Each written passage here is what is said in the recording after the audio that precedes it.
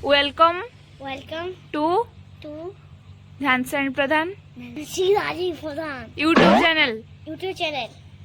समस्ते समस्ते सब्सक्राइब करिवो, समस्ते सब्सक्राइब करियो, लाइक करिवो, लाइक करियो, शेयर करिवो शेयर करियो एंड एंड कमेंट करिवो। कमेंट करियो। तो ना किस को केश कुमार प्रधान। उत्केश कुमार प्रधान चूर कहूनु पळी उठगने साई तो कहीदेला प्रथम वीडियो रे जो मैंने सब्सक्राइब करनथले सब्सक्राइब कर देबे एवं नुआ नुआ वीडियो आपन पाखरे एमती पहुंची जीवो।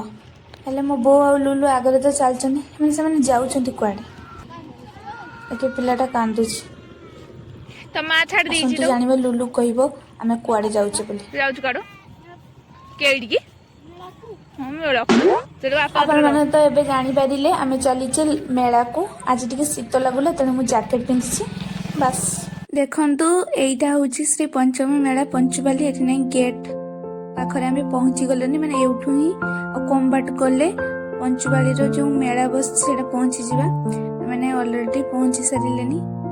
एटा तार गेट माने प्रथम मेला या पर मेला अछि मेला माने दुकान गुडा बसछि और मां सरस्वती को पूजा पई गोटे बड़ जगह सेठी डेकोरेशन हेछि। चलंतु देखिबा कोन सब हेछि। मेला भीतर को जीवा पूर्व मो बो ट्रस्ट धरला से मते ट्रस्ट देला रखिया पई मु कहि रखिबा को चाहूछि जे आमे मो घर ठारू चाल चाली आसले मेला बुलिबा को किंतु गला बेले बाबा आसी नै जाइतले। देखंतु एठी दुकान गुडी को बसिछि हेले अति गहलीपूर्ण भाव में बसी ना जमी दुर्गा पूजा मेला रे रति रे बसे दुकान किंबा जो जागर रे नंगलसर रे दुकान गुड़े को बसे सेमिति बसी ना कारण ए मेलाटा प्राय तो 4 वर्ष है होची तेणु एते गहलीपूर्ण भाव में बसी ना। आमे मेला बुलिबा पूर्व आगे आमे दर्शन करने को चली जाइथिले मां सरस्वती सेठारे देखंतु केते सुंदर भाव में डेकोरेशन होइथिला। लाइट गुड़ा को केते रंगीन भाव में दिया या व्यतीत आगरे सिंपाजी जेटा को आदिम मनीष आम कही था भी गोटे मांकड़ बड़ बड़ मनीष ये छिड़ा होइछि तार गोटे मूर्ति करा जाइछि। या व्यतीत विभिन्न प्रकार लाइट रो सज्जीकरण करा जाइछि दुई पाखरे एवं फोटो उठिया पई भी बहुत सुंदर स्थान करा जाइछि। एटी पिला माने फोटो उठुथिले तापर आमे भीतर को चली गले मां सरस्वती को दर्शन पाई। एठारे मध्ये लाइट गुडा को सुंदर भाव में सज्जित कर जाइथिले लोक माने मध्ये देखिबा को आसीथिले। फेब्रुआरी 2 रु नै मां सरस्वती को पूजा गलानी किंतु आज भी मध्ये मां सरस्वती बहुत सुंदर देखा जाउथिले। या व्यतीत अन्य सब गौतम बुद्धଙ୍କ मूर्ति हो बा अन्य लापिंग बुद्धଙ୍କ मूर्ति विभिन्न प्रकार मूर्ति एटी करा जाइथिला।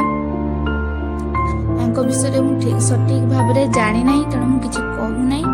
यह व्यतीत आहरी पाखरे बहुत सुंदर मान सामाजिक जो समाज रे जहाँ सब चली से विषय को नहीं ही सोशल मेसेज रूपे एटा गोटे मूर्ति तैयारी कराइला। मदर परिणाम कौन हम आम छोट बेलर ओआ चाटशाड़ी पाठ आउला गांधी सिंह मांकड़र मूर्ति एठारे करा जाइथिला। यह व्यतीत एपटे बाल्य काल रे बुद्ध लीला ना कौन है बुद्ध काले बाल्य लीला से विषय में मूर्ति सब मान तैयारी कराइथिला। मां सरस्वती बहुत सुंदर देखा जाउथिले। यह व्यतीत आम सेठारे किछि समय पे भी फोटो उठाइथिलु बो लुलु मोर फोटो उठाइथिलु।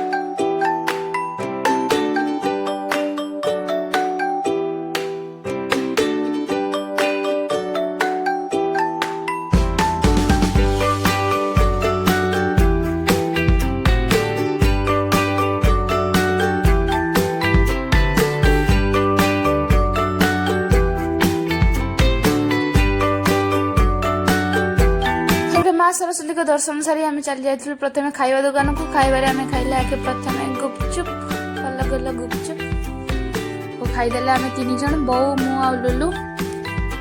तापर आम आइसक्रीम दुकान आइसक्रीम खाइबा को चली जाइलु। तापर मो बो एठी माँ पाई माने मो जेजेमा ता पाई हला मका सिजा पैकिंग करथिला घर को नबो पाई। तापर आम फाइनली खाइबा सारी मते गुटे आइसक्रीम धरछि एवं मेला भीतर को चली गले प्रवेश करी।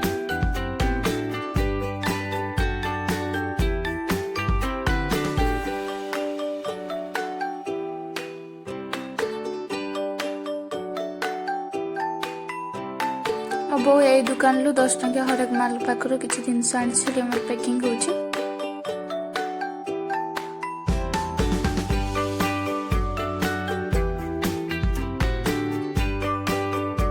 ତାପରେ ଏଠି ଗୋଟେ ଦୋକାନରେ ଆସି ଖାଲି ଏମିତି ବୁଲୁଥିଲେ। ତାପରେ ଆଉ ଗୋଟେ ଦୋକାନକୁ ଗଲେ, ଏଇଟା ହେଉଛି ମୁଦି ଦୋକାନ। ମୁଦି ଦୋକାନରୁ ମୁଁ ଗୋଟେ ମୁଦି ଆଣିଥିଲି।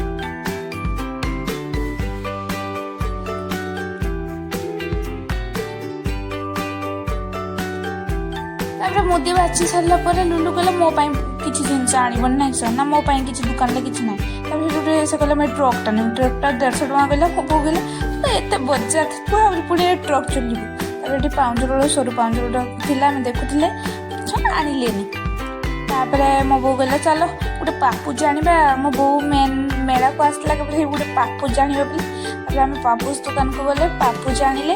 ତା ପୂର୍ବରୁ ଆମେ ଏ ଦୋକାନ ଗୁଡ଼ିକୁ ଖାଲି ଦେଖିଦେଇ ଯାଉଥିଲେ। ଲୁଲୁକୁ କହୁଥିଲେ ମୁଁ ସେଠି ମାସ୍କ ଯେଉଁ ବାଘ ମୁଖା ଆଙ୍କା ଅଛି ତାକୁ ନେବା ପାଇଁ, ସିଏ ତ ନେବନି ଗୋଟେ।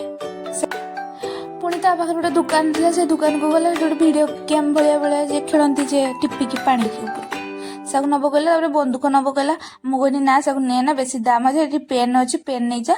ତେଣୁ ସେ ତାକୁ ରାଜି ରୁଜା କରି ଗୋଟେ ପେନ୍, କଲର ବାଲା ପେନ୍ ସେଠି ନେଲା। ତାପରେ ବୋଉ ଗଲା ଆଉ ଲେଟ୍ କରନି, ଶୀଘ୍ର ଚାଲ ପାପୁସ ଆଣିବା। ଆଉ ସେ ତାର ପାପୁଜ ଆଣିଲା। ମୁଁ ଏଠି ଗୋଟେ ବ୍ରସ୍ ଆଣି ବୋତଲ ସଫା କରିବା ପାଇଁ। ତାପରେ ୟାକୁ ଆଣି ସାରିଲା ପରେ ଆମେ ଚାଲିଗଲେ ଖାଇବା ଦୋକାନକୁ। ସେଠି ବେଶୀ ବି ଖାଇବା ଦୋକାନ ବସି ନଥିଲା। ମୋ ବୋଉ ଗଲା ଏଠୁ ମିଠା ଦୋକାନରୁ ଜିଲାପି ଆଣ। ଆଉ ମୁଁ କହିଲି ବୋଉ ମୁଁ ଛେନାପୋଡ଼ ଖାଇବି। ବୋଉ କହିଲା ହଉ ଠିକ୍ ଅଛି ଛେନାପୋଡ଼ ଆଣ। ହେଲେ ଲୁଲୁକୁ ଦେଲେ, ଲୁଲୁ ଖାଇଲାନି। ତାର ତ ମାତ୍ର ଏକଦମ ଜିଦ୍, ସେ ତାର ଲସି ଖାବ। 30 ଟଙ୍କା ଦେଇକି ଲସି ଖାବ। ଛେନାପୋଡ଼ଟା ମୋ ବୋଉ ମୁକି ବାଣ୍ଟିକି ଖାଇଦେଲେ। ସେ ଯେତେ ମନା କଲା ପରେ ବି ସେ ଯାଇକି ଲସି ଖାଇଲା ଏ ଥଣ୍ଡାରେ। ବୋଉ ରାଗିଗଲା, କହିଲା ତୋତେ ଆଉ ମୁଁ କେବେ ବି ମେଳାକୁ ଆଣିବିନି। ତାପରେ ଲୁଲୁ ଲସି ଖାଇସାରିଲା ପରେ ବୋଉ କହିଲା ନାଇଁ ରାତି ହେଲାନି ପଳେଇ ଚାଲ। ସେପଟେ ଯୋଉ ଦୋକାନ ଗୁଡାକ ବସିଥିଲା ଆଉ ସେପଟକୁ ଆମେ ବୁଲିବାକୁ ଯାଇପାରିଲୁ ନାହିଁ। ତେବେ ଭିଡ଼ିଓଟା ଆପଣଙ୍କୁ କେମିତି ଲାଗିଛି ନିଶ୍ଚିତ ଭାବରେ କମେଣ୍ଟ ବକ୍ସରେ କହିବେ। ଭିଡ଼ିଓଟାକୁ ଏଇଠି ଏଣ୍ଡ କରିବା। ଆଉ ଗୋଟେ ନୂଆ ଭିଡ଼ିଓରେ ଆପଣଙ୍କ ସହିତ ଦେଖା ହବ। ରହୁଛି, ଜୟ ଜଗନ୍ନାଥ।